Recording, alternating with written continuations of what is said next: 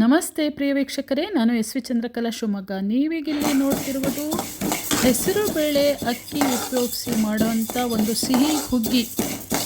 ಇದು ಈ ದಿನ ಒಂದು ಸಂಕ್ರಾಂತಿ ಹಬ್ಬದಲ್ಲಿ ಇದನ್ನು ಮಾಡೋದೊಂದು ರೂಢಿ.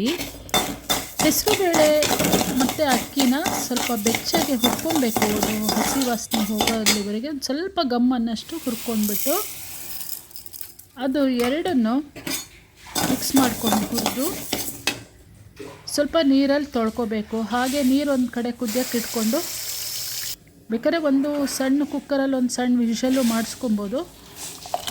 ಆಮೇಲೆ ಇದು ನೀರು ಕುದಿಬೇಕಾರೆ ಈ ಎರಡನ್ನು ಹೆಸರು ಬೇಳೆ ಅಕ್ಕಿ ತೊಳೆದಿರೋದನ್ನು ಅದಕ್ಕೆ ಅದು ಕುದಿಯೋ ನೀರಿಗೆ ಹಾಕಬೇಕು. ಹುಗ್ಗಿ ಇದು ಅದೆರಡು ಚೆನ್ನಾಗಿ ಕೂಡಿಕೊಂಡು ಬೆಂದಾಗ ಅದು ಹುಗ್ಗಿ ಹದಕ್ಕೆ ಬರುತ್ತೆ.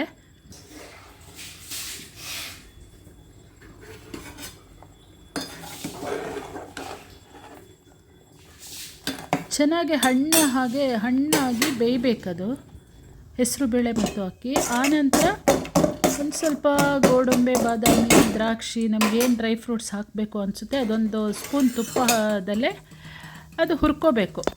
ಆಮೇಲೆ ಇದಕ್ಕೆ ಒಂಚೂರು ಏಲಕ್ಕಿ ಪುಡಿ ಸೇರಿಸೋಂಥದ್ದು ಮತ್ತು ಸ್ವಲ್ಪ ಅದಕ್ಕೆ ಸಾಕಷ್ಟು ಬೆಲ್ಲ, ಯಾವುದೇ ಬೆಲ್ಲ ಹಾಕ್ಬೋದು. ನೀವು ಅಂಟು ಬೆಲ್ಲ ಹಾಕ್ಬೋದು, ಉಂಡೆ ಬೆಲ್ಲ, ಪುಡಿ ಬೆಲ್ಲ ಯಾವ್ದು ಬೇಕಾದ್ರೆ ಸೇರಿಸ್ಬೋದು. ಆನಂತರ ಇದು ಬೆಂದಿರೋವಂಥ ಒಂದು ಈ ಹೆಸರು ಬೇಳೆ ಅಕ್ಕಿನ ಅದಕ್ಕೆ ಮಿಕ್ಸ್ ಮಾಡಿಬಿಟ್ಟು ಚೆನ್ನಾಗಿ ಮಗುಚಬೇಕು.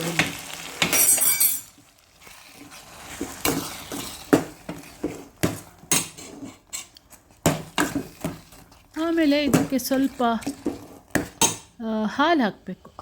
ಹಾಲು, ತುಪ್ಪ, ಇದಕ್ಕಿರೋದೇ ಹೆಸರು ಬೇಳೆ ಅಕ್ಕಿ ಹುಗ್ಗಿಗೆ ಹಾಲು, ತುಪ್ಪ, ಬೆಲ್ಲ, ಆಮೇಲೆ ದ್ರಾಕ್ಷಿ, ಗೋಡಂಬೆ, ಏಲಕ್ಕಿ ಪುಡಿ ಇಷ್ಟು ಸೇರಿಸಿ ಮಾಡೋಂಥ ಈ ಹುಗ್ಗಿ ತುಂಬ ರುಚಿಕರವಾಗಿರುತ್ತೆ. ಮತ್ತು ಸಂಕ್ರಾಂತಿ ಹಬ್ಬದಂದು ಇದು ಭಾರಿ ಶ್ರೇಷ್ಠ ಒಂದು ಪೂಜೆ ನೈವೇದ್ಯಕ್ಕೆ ಇಡುವಂಥದ್ದು.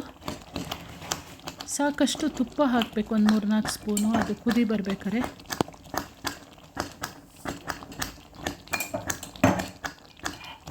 ಈಗ ಎಲ್ಲ ಅದನ್ನು ಮಗುಚ್ಕೊಂಡು ಸರಿ ಮಾಡಿಕೊಂಡು ಸಣ್ಣ ಉರಿಲಿಟ್ಟು ಅದು ಬೆಂದಿರುತ್ತೆ ಆಗಲೇ ಎಲ್ಲ ಕೂಡ್ಕೊಳ್ಳೋ ಹಾಗೆ ಮಾಡಿ ಅದನ್ನು ದೇವರಿಗೊಂದು ನೈವೇದ್ಯ ಕೊಟ್ಟು ಎಲ್ಲ ರುಚಿಕರವಾದ ಈ ಹುಗ್ಗಿಯನ್ನು ಸಂಭ್ರಮ ಸಂತೋಷದಿಂದ ತಿನ್ನೋದು ವರ್ಷಕ್ಕೊಂದ್ಸಲಿ ಮಧ್ಯದಲ್ಲೇ ಮಾಡ್ಬೋದಾದರೂ ಇದು ಸಂಕ್ರಾಂತಿ ಹಬ್ಬದಲ್ಲೇ ಮಾಡೋದು ಇದು ಶ್ರೇಷ್ಠ ಅಂತ ಹೇಳಿ. ನೋಡಿದ್ರಲ್ಲ ಪ್ರಿಯ ವೀಕ್ಷಕರೇ, ಹುಗ್ಗಿ ಮಾಡೋದು ಹೇಗೆ ಅಂತ ಹೇಳಿ.